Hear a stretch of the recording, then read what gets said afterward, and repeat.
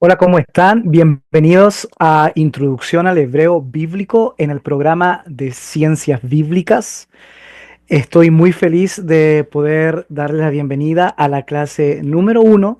La semana pasada hablábamos acerca del programa, hablábamos acerca de los contenidos que se nos venían a este semestre, pero hoy día ya comenzamos con los contenidos y para el día de hoy me gustaría hablarles acerca del beneficio del hebreo bíblico. Me gustaría comenzar diciéndoles de que el primer beneficio es acceso directo a las fuentes primarias. Aprender hebreo bíblico es esencial para cualquier investigación crítica del texto bíblico, ya que permite un acceso directo a las fuentes primarias, especialmente al texto masorético. ¿Se recuerdan lo que era el texto masorético? El texto masorético es el texto completo más antiguo que tenemos de la Biblia hebrea, ¿no? Que es el llamado cierto Códice del Ingrado, que fue perfeccionado y terminado en el año 1008 después de Cristo, con esta escritura con puntitos o con las nikudot, que son las vocales que un grupo de hombres estudiosos creó a través de los años, a través en realidad de siglos, y se les conoce como los masoretas, como los guardianes de la tradición. En hebreo, masora significa tradición. Y ellos, para no perder la la uniformidad tanto de la lectura como de la pronunciación, entonces comenzaron a poder a confeccionar este sistema de puntuación. Si ustedes siguen mi mouse, por ejemplo, se da cuenta de que estos sistemas de puntuación no aparecen aquí, porque este no es un texto masorético. Aquí no hay puntos en realidad. Ya les voy a mostrar algo con puntos. Por ejemplo, tenemos aquí tenemos unos tres puntitos, aquí tenemos dos, tres. Ya ustedes van a aprender todo esto. Pero esos son los puntos ciertos diacríticos que pusieron los masoretas, que son especialmente las vocales y los acentos para la lectura, pero también en forma fonética para la música. Porque la mejor forma de memorizar el texto bíblico era a través de canciones, a través de la música. Entonces sirven como vocales, pero también como guías para tiempos musicales. Entonces, el texto masorético es lo más antiguo completo que nosotros tenemos, y como les dije, viene de estas escuelas, los masoretas, que tenían tres escuelas predominantes. ¿Se recuerdan de cuáles eran?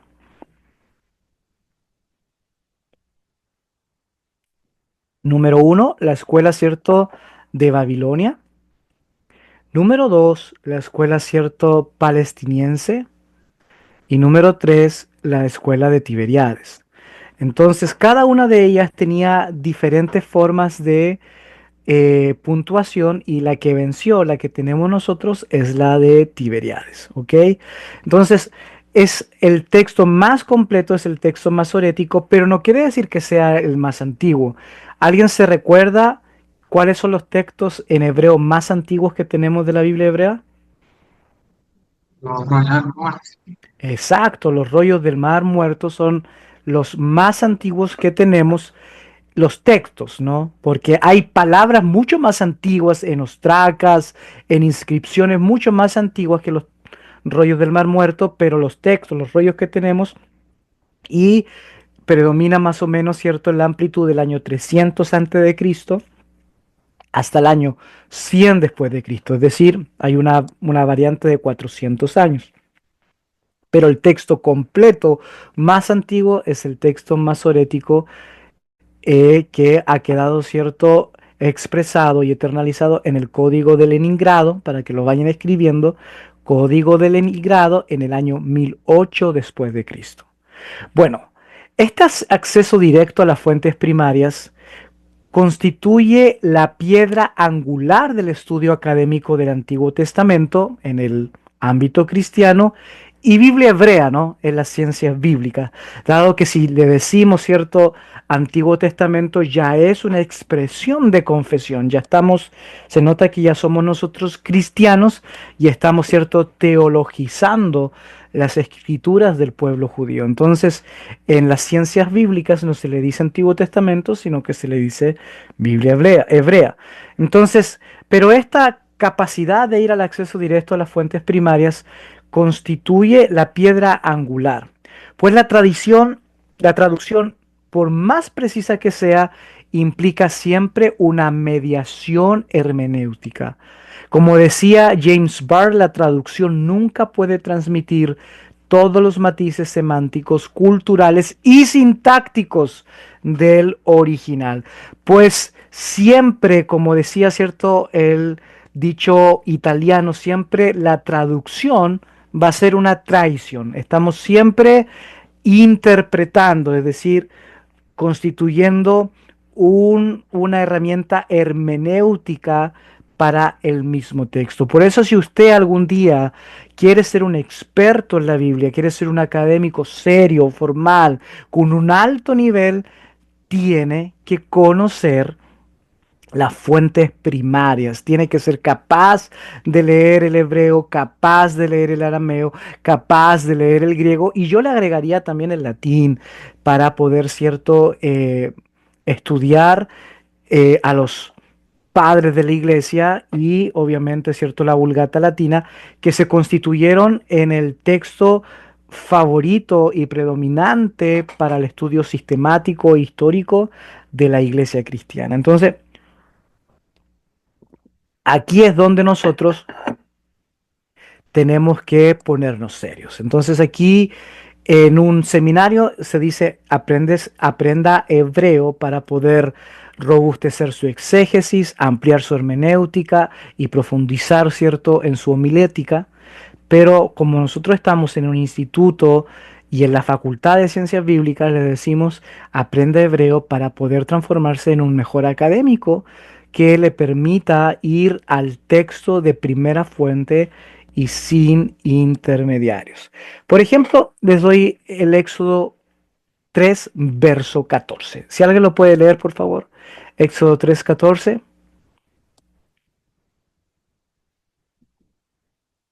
Y este ejemplo lo pusimos la semana pasada, ¿no?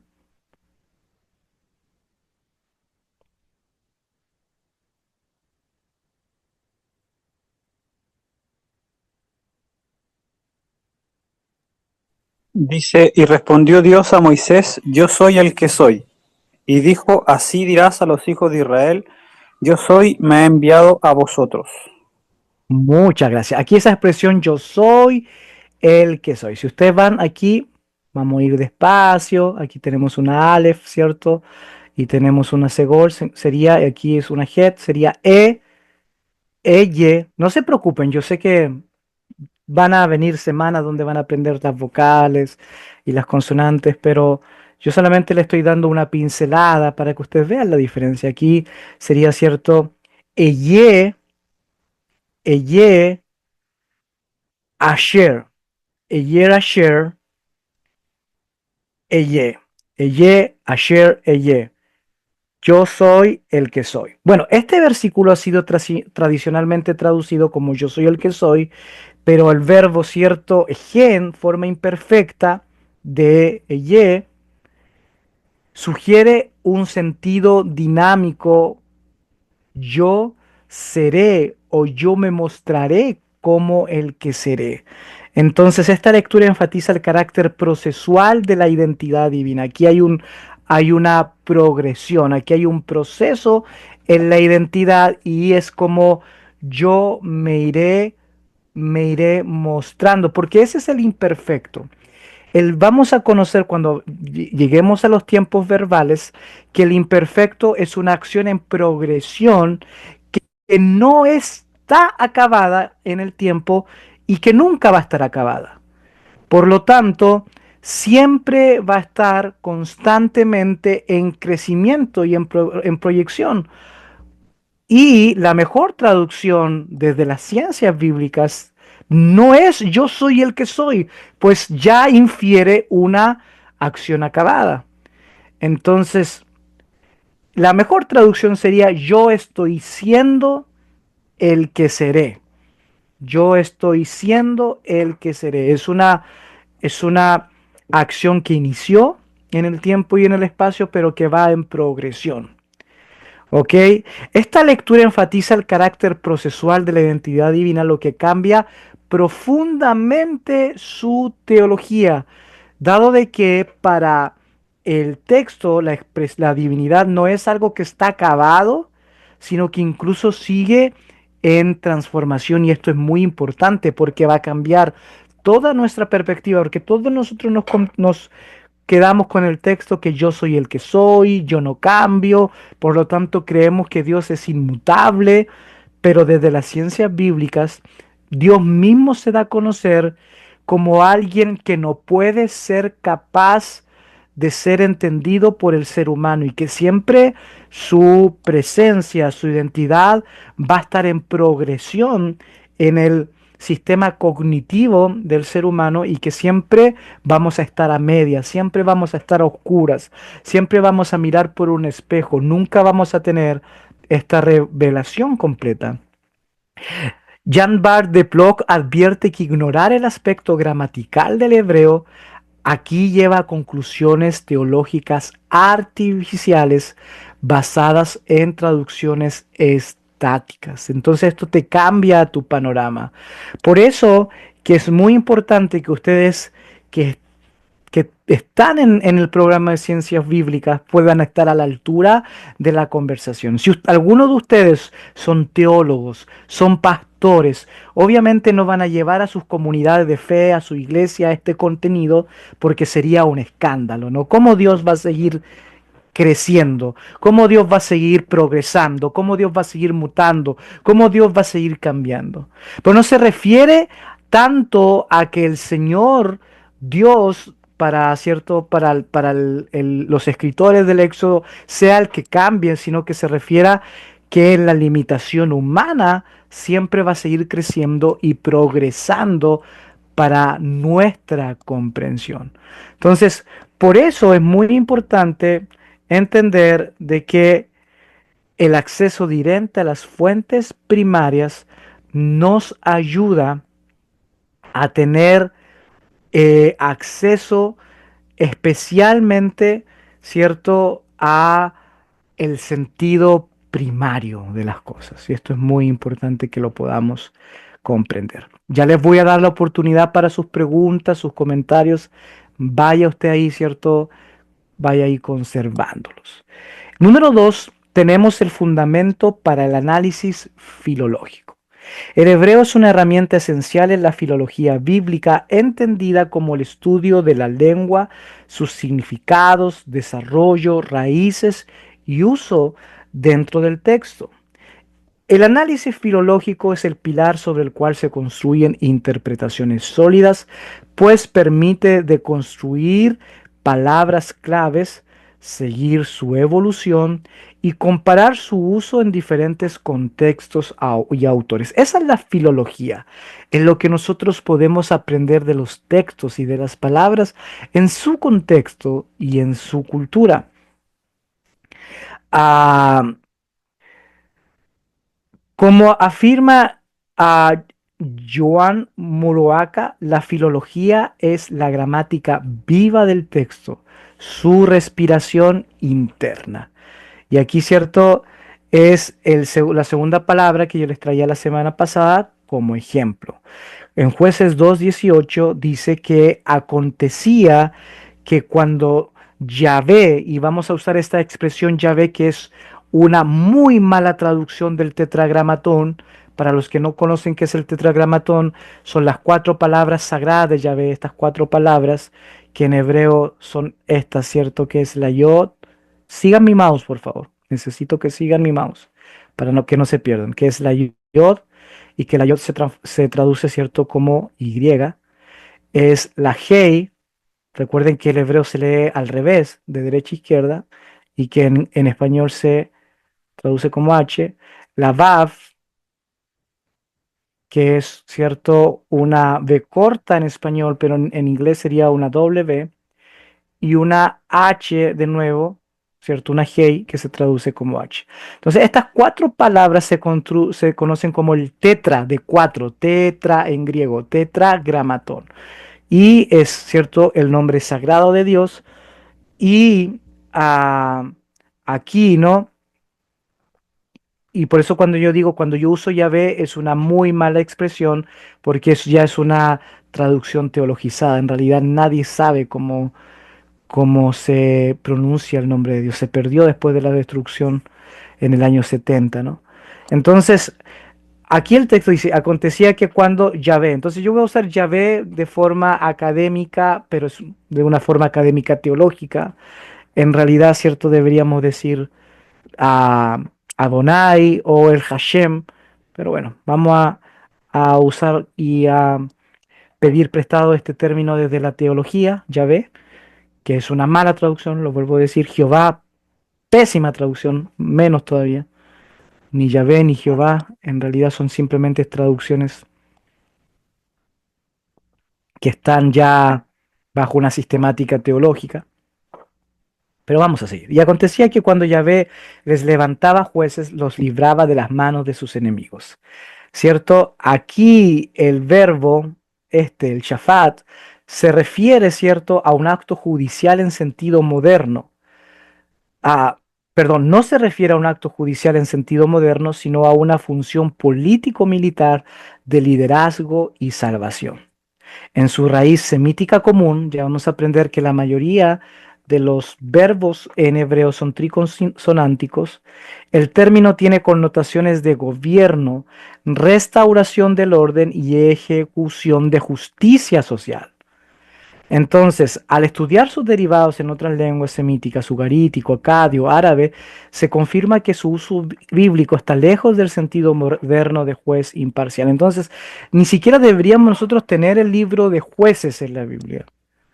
¿Cuál sería la mejor traducción acorde a este panorama filológico? Líderes.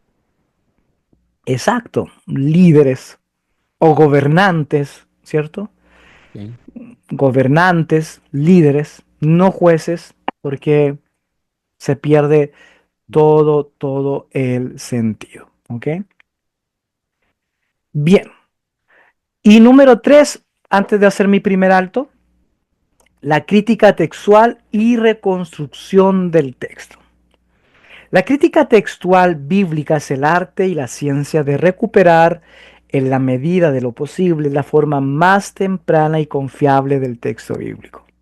Esta disciplina se apoya principalmente en el análisis del hebreo bíblico tal como aparece en el texto masorético, pero también en su comparación con otros testigos antiguos como los manuscritos del Mar Muerto, Qumran, la Septuaginta, el Pentateuco samaritano y traducciones antiguas como la Pechita y la Vulgata. ¿Okay? La Pechita está, ¿cierto?, en siriaco y la Vulgata está en latín. Entonces, nosotros vamos a usar el hebreo de forma muy especial para poder ver cuáles son o intentar recuperar los textos más confiables. Los textos, ¿cierto?, que no tienen eh, tanto trabajo de los copistas, porque muchas veces los copistas agregaron interpolaciones, es decir, explicaciones del texto, y muchas veces nosotros creemos que era parte del original cuando en realidad no lo era. ¿Cómo lo sabemos? Porque los textos más antiguos no lo tienen ni lo contienen. Entonces algunos copistas se vieron con la necesidad de explicar el texto y no necesariamente eso estaba en lo original. Como dice Emmanuel Tov, que es uno de los grandes expertos en hebreo, ¿cierto? Y en la Biblia hebrea, y obviamente en los manuscritos del Mar Muerto. La crítica textual solo puede comenzar con un conocimiento exhaustivo del hebreo bíblico y sus variaciones diacrónicas. Es decir, cierto, sus variaciones que son como una especie, cierto, de transversal que rodea el texto en el fenómeno histórico, antropológico, cultural, arqueológico. Entonces, este, esta crítica textual y reconstrucción del texto como letra A permite identificar errores de copia o corrupción textual. Escríbalo ahí. Permite identificar errores de copia o corrupción textual. Muchos errores en los manuscritos masoréticos derivan de similitudes gráficas, ¿ok? Conocidas como homoyoteloutón, litografía y japrografía. Yo sé que esto es un nivel académico muy alto, ustedes lo van a ir entendiendo poco a poco, pero para que estén cierto a la altura de cualquier conversación, que solo pueden detectarse si se conoce el hebreo en sus formas paleográficas. Entonces, muchas veces se compara, ¿no? Se compara el texto, por ejemplo, de Isaías con el texto de Isaías, ¿cierto? Que estaba en Qumran con el texto de Isaías, ¿cierto? En el texto masorético. Y obviamente son casi iguales. Las variaciones y la corrupción es mínima, pero sí, sí existe, sí las hay. Entonces uno va a ser capaz de poder traducir de una forma más legítima eso. Ahora, mi pregunta es la siguiente, y aquí quiero hacerme un alto. Mi pregunta es la siguiente. ¿Ustedes qué creen? ¿Cuál es más palabra de Dios? ¿El texto masorético del año 1008 después de Cristo? ¿O el texto de Qumran del año 300 antes de Cristo? Y esta es una pregunta difícil y seria. No van a decir, no, el texto de Qumran porque es más antiguo. Eso es una respuesta de escuela dominical, ¿no? No necesariamente porque, no, porque es más antiguo, es obvio que va a ser más palabra de Dios en el ámbito teológico, ¿cierto? El más antiguo. Pero, ¿qué creen ustedes? ¿Cuál es más confiable? Porque más palabra de Dios, eso es en la facultad de teología. Estamos aquí en la facultad de ciencias bíblicas, vamos a decir, ¿cuál sería más confiable? ¿El texto de Qumran o el texto masorético? ¿Qué piensan ustedes?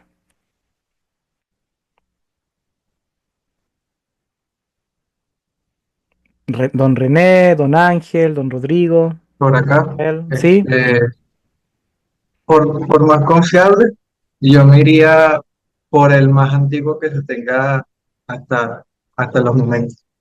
Eh, Porque, bueno, está más cerca a lo original, si tomo en cuenta el tiempo. Sin embargo, quizás sería bueno eso, también tomar en cuenta las otras versiones Ujú, por ver los cambios que se pueden ir haciendo a lo largo también de las ediciones que se tengan del mismo texto. Pero tomando en cuenta el tiempo, me iría por el más antiguo como el más confiable. ujú, ok. Rodrigo, René, Manuel, Raúl, Matías, Carlos. Yo les pido disculpas si alguno se siente mal porque lo tuteo. Ustedes me pueden decir también Henry o Ismael, no hay ningún problema. Ok, así que les pido disculpas, pero estamos en la facultad aquí de Ciencias Bíblicas y la facultad de Ciencias Bíblicas es laica, ¿no? Somos todos laicos aquí. Hola, buenas noches. Hola, buenas noches, Raúl. Adelante. Bueno, profesor Henry, lo que pasa es que Ujú, hay una pregunta teológica. ¿Cuál ujú. consideraríamos palabra de Dios? Exacto, pero O yo se las no, cambié. Yo se las cambié. Se las cambié de dentro de la ciencia bíblica. La pregunta sería, ¿cuál es más confiable? pero más confiable el que está más apegado al original, al primer escrito. ¿Eso? Sí, exacto, más confiable de que no tenga corrupción, de que no tenga corrupción ni variaciones, ¿cierto? Exacto, desde los originales, Claro, entendiendo que no tenemos originales. Ujú. claro.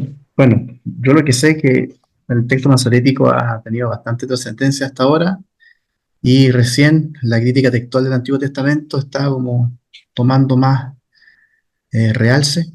debido al, bueno, los escritos de Qumran, el Pentateuco Samaritano, Ujú. ah, y algunas traducciones al arameo, ¿cómo se llama? Los Targum, ¿no?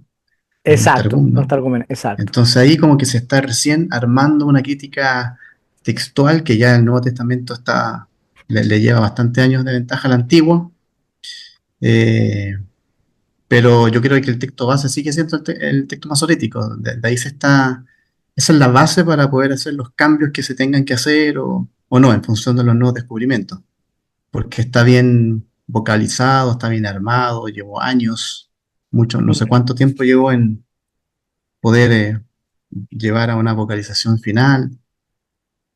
Qué eh, interesante. y Muy buena respuesta. Y la Septuaginta también, porque hay partes de la Septuaginta que se ha demostrado que son más antiguas debido a los descubrimientos con Random. Exacto, muy buena Sí, respuesta. Muy bien. Gracias, eso es Raúl. como... bueno. Sí, súper bien. Matías, ¿quería usted agregar algo? Sí, buenas tardes, noches. Creo que el más confiable es tiene, si no me equivoco, el que tiene más copias con el mismo texto. Es el más confiable porque quizás es el que se copió mejor. O- Bueno, no, creo que no. Bueno, creo que podría ser una razón que tenga muchas copias con lo mismo. Ujú. Gracias, Matías. Muy buena. ¿Alguien más quiere decir algo? Bueno, usted lo dijo anteriormente, porque el código, el contenía también el código de Leningrado y el de Alepo, el texto masorético. Entonces, por ende, tiene como mayor credibilidad ante el de Qumran. Bueno, sabemos nosotros que el de Qumran no es, cierto, no es el original. Eso por una parte. Por otra parte, sabemos que incluso la biblioteca de Qumran no es monolítica. No es que todos los qumranitas creían en lo mismo, para nada. Porque vemos, cierto, que en la biblioteca de Qumran hay muchas contradicciones entre unos textos y otros. eh, Contradicciones doctrinales, contradicciones de... Entonces muchas veces se ve que es más que un canon, que como el canon de Qumran, donde ellos creían que eran libros autoritarios y que de ellos iban a desprender enseñanzas, doctrinas y normas para la comunidad, era una biblioteca un tanto cierto para cultura general, porque tenía de todo. Lo otro que sabemos de Qumran es de que fue cierto habitada en diferentes tiempos. No todos los tiempos o no todos los habitantes estuvieron en la misma época. Fue destruida un par de veces por terremotos. La evidencia arqueológica señala eso. Entonces, la Qumran fue habitada en diferentes épocas por diferentes personas. Lo otro que sabemos que no todos los rollos se escribieron allí. Algunos se escribieron allí y otros fueron traídos de otro lugar. Entonces eso es muy importante. ¿Cómo lo sabemos? Porque cierto se analiza cierto el pergamino, los cueros de los animales, que no todos los cueros de los animales corresponden a animales locales de allí, sino que pertenecían a otros lugares. Entonces, por muchas razones entendemos de que no son los originales y que tenían esos mismos textos tenían variaciones. Incluso se han encontrado partes de un libro de la Biblia hebrea con distintas variaciones. Entonces aquí quiero tomarme de lo que dijo Raúl porque creo que su respuesta es maravillosa, porque el texto masorético que tiene más de 1000 años de, cierto, menos que los textos de Qumran, no fueron, no fueron tan corrompidos como uno pudiese esperar después de 1000 años. Ahora la pregunta es, si los textos de Qumran se hubiesen seguido copiando, hubiesen tenido tal, limpieza y tal, cierto, abstenencia de corrupción, y alguno de ustedes me puede decir, pero profesor, no lo sabemos porque tal vez los masoretas eh, ¿cierto? Evolucionaron desde las mismas copias desde el texto de Qumran y yo le digo sí y no, porque está comprobado de que si uno analiza el texto masorético y llega, ¿cierto?, hacia una antigüedad, uno se da cuenta de que el prototexto hebreo era totalmente diferente a las variaciones que nosotros tenemos en el texto masorético y a las variaciones que nosotros tenemos en Qumran y a las variaciones que tenemos en la Septuaginta y a las variaciones que tenemos en los targúmenes arameos. Entonces, por ende, en conclusión, hay un texto, hubo un texto que eh, que es mucho más antiguo que eso y que obviamente, cierto, del cual se desprendieron todas estas variaciones. Pero en la crítica textual ya se sobreentiende de que este texto a lo mejor nunca, pero nunca fue puesto como un canon completo, dado que siempre esos textos fueron porciones y que al final se agregaron porciones de aquí, manos por acá, y hubo ediciones finales en los libros. Pero eso, bueno, eso es para otra clase. Rodrigo, ¿usted quería decir algo? Sí, bueno, la verdad es que tocó ya más o menos lo que quería decir, que justamente apoyando quizá un poco el texto masorético, gran parte de los textos judíos hoy día están basados en el texto masorético. Y además que los mismos descubrimientos que usted decía de Qumran, al hacer las comparativas son muy pocas las diferencias que han habido, porque han sido, la verdad, que súper meticulosos al poder llegar al texto masorético con casi un idéntico, digamos, podríamos decir. Lo que alguna vez parece que hizo un comentario el profesor Reutemann, que el texto de Isaías es casi calcado con el que existe del Masoreta, justamente con el del rollo de Qumran. Son casi iguales, hay diferencias mínimas. Entonces, en ese sentido, creo que eh, eh, tendría una buena base también el texto masorético por sobre los rollos de Qumran. Ujú. Excelente. No sé si a Carlos, los que no han opinado, quieren decir algo. Emanuel, ¿no? Bien, yo les traje un ejemplo y lo voy a poner aquí. Denme un segundito. Para que podamos ver el... Abran su Biblia, por favor, en Isaías 53:11. Isaías 53:11.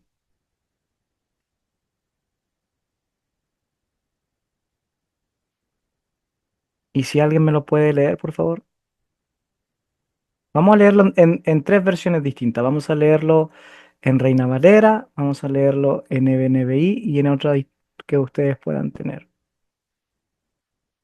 Dice la NBI, ¿Ya? des- NBI. Ujú.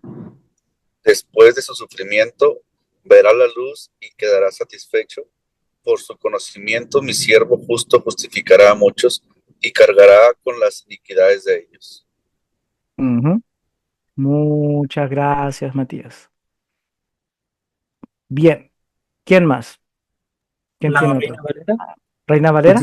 Ajá. Sí, dice, verá el fruto de la aflicción de su alma y quedará satisfecho. Por su conocimiento justificará a mi siervo justo a muchos y llevará las iniquidades de ellos. Gracias, Manuel. ¿Puedo, La Biblia texto es, ¿verdad? sí, ¿puedo leer lenguaje actual? Sí, y después vamos con Rodrigo. Gracias. Es como para ir entrando en motor, como vengo recién ingresando, entonces, para entrar en calorcito. Adelante, hermano, adelante. Gracias. Dice ahí, después de tanto sufrimiento, comprenderá el valor de obedecer a Dios. El fiel servidor, aunque inocente, fue considerado un criminal, pues cargó con los pecados de muchos para que ellos fueran perdonados. Él dio su vida por los demás. Por eso Dios lo premiará con poder y con honor. Interesante, pero ahí tú te das cuenta de que es una interpretación más que una traducción, ¿no? Porque fue como interpretando más, ¿cierto? Claro. Agregándole más cosas y todo eso. Bueno, antes de ir con Rodrigo, Ángel, ¿quiere preguntar algo? No, tengo otra versión. Ya. Después de Rodrigo. Vamos con Rodrigo y después vamos con usted. Ya, esta es la Biblia textual, la cuarta versión. A causa de la aflicción de su alma, verá luz y quedará satisfecho. Por su conocimiento, mi siervo, el justo, justificará a muchos y cargará con los pecados de ellos. Ujú. Interesante. ¿Qué ve usted en esa traducción, Rodrigo?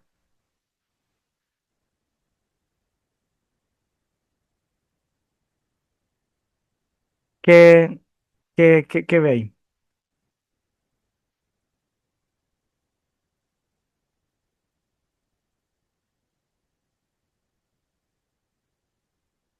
Ok, vamos a seguir con Ángel. Vamos, Ángel. El Dios habla hoy. Ok. Después de tanta aflicción, verá la luz y quedará satisfecho al saber. El justo siervo del Señor liberará a muchos, pues cargará con la maldad de ellos. Ujú. Interesante. Entonces uno va viendo, ¿cierto? Diferentes cositas. Bueno, el ejemplo que yo les traía era este. Por ejemplo, este es el texto masorético. Aquí. Ok. Y esto, ¿cierto? Bueno, ustedes la idea es que ustedes salgan de esta clase leyendo esto. Aquí siempre yo les trato de poner la transliteración. ¿Ok? Y la traducción sería, verá el fruto del trabajo de su alma, verá el fruto del trabajo de su alma y quedará satisfecho. Por su conocimiento justificará mi siervo justo a muchos y sus iniquidades llevará. ¿Ok? Aquí en ese sentido, este manuscrito añade la palabra luz al inicio de la primera línea. ¿Ok? Verá luz y quedará satisfecho. Verá luz y quedará satisfecho. Ahora, esta situación aparece, ¿cierto? Que la palabra luz no aparece en el texto masorético, pero sí está en la Septuaginta. La presencia de Or en Qumran sugiere que el texto masorético omite esta palabra, ya sea accidental o intencionalmente. Esta variante suaviza o aclara el sentido del versículo. No solo verá fruto, verá luz, es decir, resurrección, restauración o revelación divina, según la interpretación. Entonces, en este sentido, verá luz no aparece en el texto masorético, pero sí en la Septuaginta, y eso es muy importante, porque para los cristianos que haya visto la luz significaba todo esto, ¿no? Especialmente resurrección. Entonces era una, podían hacer teología de la resurrección, entendiendo de que el siervo sufriente para los cristianos era Jesús. A ver, la Septuaginta dice, después del sufrimiento de su alma le será mostrada la luz y será satisfecho. Con su conocimiento justificará al justo que sirve bien a muchos y él llevará sus pecados. Entonces, en el texto masorético no está la luz. En Qumran sí está en el rollo del Mar Muerto y en la Septuaginta también. Ahora la pregunta es, ¿y ustedes saben de que los cristianos siempre usaron la Septuaginta para poder escribir sus textos? Ustedes sabían eso, ¿no? Y aquí uno se da cuenta por la preferencia que ellos tenían, porque muchas veces su preferencia era por una marca teológica sólida, especialmente en Isaías 53. Pero no usaron el texto masorético o el que tenemos nosotros ahora, que no sabemos, ¿cierto? ¿Cuál es es el, cuál es cuál es la fuente del texto masorético? No lo usaron. Ahora bien, cuando muchas veces se hacen las traducciones y se utiliza el texto masorético en escuelas o en traducciones de corte evangélico, protestante o católico, y se usa el texto masorético, hay una combinación entre el texto masorético y la Septuaginta, porque todavía se sigue traduciendo el tema de la luz, todavía se sigue metiéndose contenido cierto teológico de resurrección o de vida de nuevo. Pero ustedes se dan cuenta de que se juega muchas veces con el sentido de las palabras porque en este caso el texto masorético no lo tiene y ahí uno ve, ¿cierto?, una corrupción cristiana. La mayoría de los que atacan el cristianismo dicen, bueno, entonces los cristianos le pusieron el tema de la luz por la resurrección, pero aquí, ¿cierto?, salió cuando vino el tema, ¿cierto?, de la Septuaginta y algunos dijeron que los cristianos la corrompieron y por eso que nosotros sabemos que después los judíos dejaron de usar la Septuaginta, la dejaron de usar por estos pequeños detalles, porque aquí como hay uno, hay muchos más, pero el mismo texto de Qumran también lo tenía. Entonces nos damos cuenta que tanto Qumran como la Septuaginta son hijos de otro texto previo, mucho más antiguo, del cual nosotros no conocemos, no sabemos, pero eso quiere decir, y eso cierto, reivindicó al cristianismo de que no había sido un invento de ellos y que no había sido una corrupción de ellos, porque el mismo material de Qumran ya lo había dicho, lo había señalado. Preguntas, comentarios.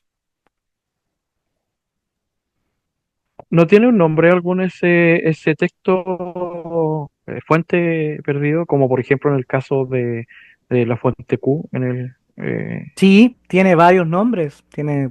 sí, tiene varios nombres, eh, según cierto los gramáticos. El tema es que ya no se le busca así, dado de que ya en lo que es cierto la crítica textual, ya no se cree, por ejemplo, que hubo un texto completo, que no hubo como un canon que aparece en el siglo segundo, de los 24 libros, ¿cierto? Usted me dice, no, son 39, no, son 24 para los hebreos, ¿ok? Recuerden, cierto, de que habían libros que estaban juntos, Samuel estaba junto, Crónica estaba junto, Rey estaba junto, los 12 profetas menores estaban juntos. Entonces, los 24 libros, así como en un cano, comienza a aparecer en el segundo siglo y son los cristianos los que comienzan, cierto, a desarrollarlo. Ellos dicen, cierto, obviamente, porque lo sacan desde la tradición judía. Y se puede decir que sí, porque también hay, hay pruebas de que ya las escuelas rabínicas tenían esos 24 libros. El tema es que ya se pone en duda de que si realmente antes de eso existió un canon. Y se cree que no. Incluso se cree que ni siquiera había como libros completos, así como Génesis o Isaías, así, completos más antiguos que los de Qumran. Porque algunos dicen que, por ejemplo, el libro de Génesis se formaron de diferentes tradiciones, diferentes partes. Todos ustedes conocen, ¿cierto?, la teoría documentaria de las fuentes, ¿cierto?, yavista, eloísta, ¿cierto?, sacerdotal y deuteronomista. Entonces, ahí algunos piensan que son partes de partes de partes. Entonces, es bien complicado. Ese no es nuestro tema, pero sí ustedes van a ser capaces de poder tener un mejor nivel en la crítica textual. Por eso que es necesario que ocupen y que hablen con conocimiento del hebreo, si no siempre vamos a estar haciendo teología cuando en realidad lo que queremos hacer es, cierto, ir a las fuentes primarias para ver la evolución del texto y si ha tenido añadidos, interpolaciones, corrupciones y todo eso.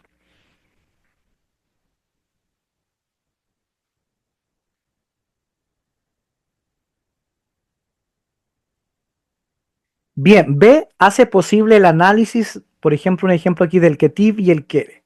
Muchos errores en los manuscritos masoréticos derivan de similitudes gráficas que solo pueden detectarse si se conoce el hebreo en sus formas paleográficas, como le dije. Y aquí el ejemplo más grande, ¿cierto? Es este, el Ketiv y el Kere, que ya más adelante se los voy a señalar, por tiempo no puedo ahora, pero que tiene que ver, ¿cierto? Con estas variaciones que uno conociéndolas puede saber cuál texto es más antiguo y cuál texto es más nuevo.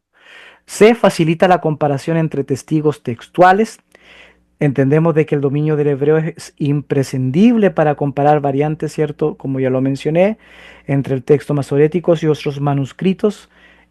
Por ejemplo, 4Q, ¿cierto? De Samuel, la Septuaginta, ¿cierto? Y otros más, proponiendo reconstrucciones hipotéticas del texto original o de sus versiones premasoréticas. Y aquí vamos, ¿cierto? A un ejemplo de 1 Samuel 13:1 donde dice que tenía, Saúl tenía, ¿cierto? Un año cuando comenzó a reinar y reinó 2 años sobre Israel. Este versículo está visiblemente corrompido. El texto hebreo presenta una frase sin sentido histórico ni sintáctico. Nadie reina a los 1 año de edad. ¿Lo han leído o no? Abran su Biblia y lean 1 Samuel 13:1. Seguro habré leído, pero no lo habré notado ni me habré dado cuenta. La nueva traducción viviente dice, Saúl tenía 30 años cuando subió al trono y reinó durante 42 años. Ah, lo arregló, claro. Vamos a ver quién quedó en el error. La Reina Valera dice, había ya reinado Saúl 1 año, y cuando hubo reinado 2 años sobre Israel, escogió luego 3,000, etcétera. ¿Ok? Ya Dios hablaba y dice, Saúl era mayor de edad cuando comenzó a reinar. Ujú. Es que las traducciones, cierto, lo arreglaron, pero cuando uno lo lee directamente del hebreo, uno es capaz de ver este error. ¿Ok? Entonces, y mire cómo lo que hicieron los qumranistas. Los manuscritos de Qumran, cuando uno compara el texto masorético con el texto de Qumran, que es este, ¿no? Es el 4Q de Samuel, ellos lo omiten y la Septuaginta lo reelabora. Aquí hay un autor que se Ok. llama Cross que dice que esta corrupción es resultado de una interferencia de fórmulas regias estándar y una pérdida de cifras numéricas, posiblemente debido a un error de copia. Este caso ilustra cómo el análisis filológico del hebreo permite detectar la disfuncionalidad sintáctica y proponer restauraciones críticas. Entonces, aquí en el texto masorético, no lo han, obviamente porque el texto masorético no se puede cambiar, pero la traducción sería cierto que, en literal, del texto masorético sería Saúl tenía 1 año cuando comenzó a reinar. En realidad, Perdón, sí. tengo esta versión como diferente porque esta dice, había ya reinado Saúl 1 año y cuando hubo reinado 2 años sobre Israel, pero tampoco tiene como un Para la sentido así como lo interpretación. dice. No, porque Sí, este es el texto masorético. no, digo yo aquí en esta versión que tengo yo dice, había Ajá. ya reinado Saúl 1 año Ajá. y cuando hubo reinado 2 años sobre Israel. Sí, sí, Sí, es raro. sí, también está Sí, medio raro, sí, también. Entonces, esa es sí. buena. Gracias, Carlos. Ahora entiendo lo que quieres decir. Sí, Profesor, ahí prof- uno se da, sí, deme un segundo. Ahí uno se da cuenta de que hay cosas raras. Sí, adelante. Sí, tengo aquí una versión latinoamericana ¿Qué dice? y omite año, omite edad, omite todo. Dice Saúl era rey y gobernaba Israel. Ahí ya no quiso más guerra, el traductor dijo, vamos a arreglarla y vamos. Entonces, ahí Omite todo. sí, omite todo. Y bueno, y La como les Qumran. decía, los cumranitas lo omitieron por completo, ¿cierto? Y me da, y la Septuaginta lo relabora. Entonces eso lo reinterpreta. Entonces, aquí tenemos textos, ciertos medios problemáticos, ¿no? Es medio complejo. Este es el fenómeno del que Tiff quiere, del que les hablaba. Por ejemplo, Ruth 3:12 es sí o ciertamente. Vamos a leer Ruth 3:12. ¿Quién me lo puede leer? Pero aunque es cierto que yo soy uno de los redentores de tu familia, hay un pariente más cercano que yo. Ujú. ¿Otra versión? Esa es la nueva traducción viviente. Ujú.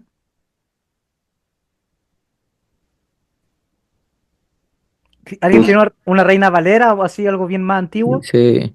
Y Ujú. ahora, aunque es cierto que yo soy pariente cercano, con todo eso hay pariente más cercano que yo. Con todo eso, ¿ok? ¿Alguien tiene otra?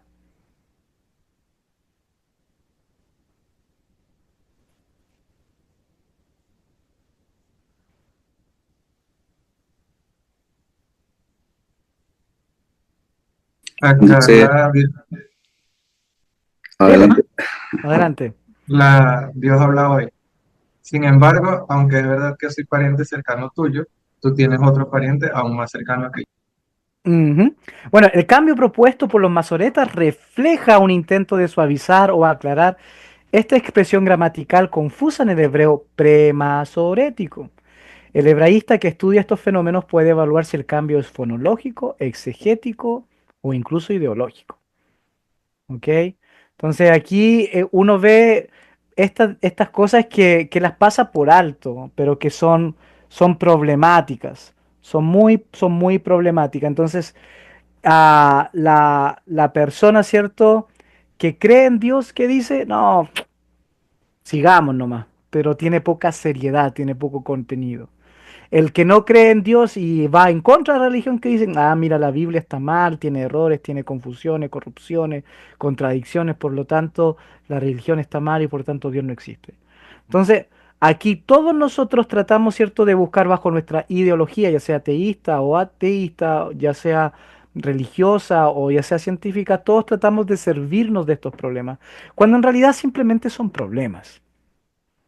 Por ejemplo, les traigo otro apartado, el vocabulario técnico y reconstrucción crítica. Palabras raras o hapax legómena, como dice, requieren especial atención filológica para evitar malas traducciones. El estudio de raíces hebreas y sus cognados semíticos puede ayudar a reconstruir significados perdidos o a evaluar posibles glosas posteriores en el texto. Aquí, Walk y Connor señalan que muchos problemas de crítica textual están relacionados con una morfología verbal mal entendida o interpretaciones erróneas de la sintaxis hebrea.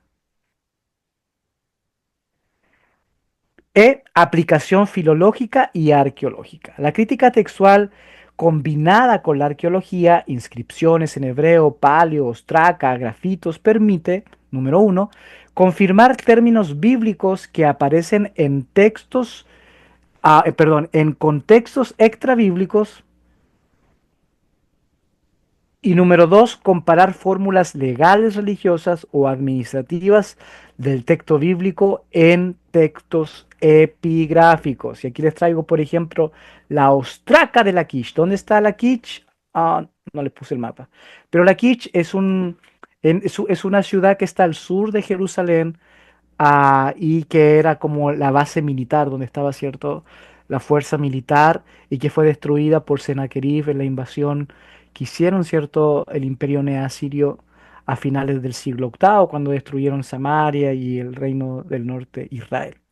En este, por ejemplo, ostracón de Laquish se confirma el uso de este tetragramatón como nombre divino y el uso administrativo de ciertos términos encontrados en los libros históricos. Entonces aquí, al usar, cierto, el hebreo, eh, vamos a ser capaces de poder, y esta es mi intención, porque ya el próximo año, en nuestro programa de ciencias bíblicas, vamos a tener la lectura de inscripciones antiguas. ¿Qué les parece? Vamos a tener el curso de hebreo arcaico y vamos a traer todas estas inscripciones antiguas y mi meta ese curso no lo voy a dar yo, vamos a tratar de traer un especialista en hebreo arcaico para que podamos, cierto, ustedes sean capaces de leer las inscripciones antiguas. ¿Ok?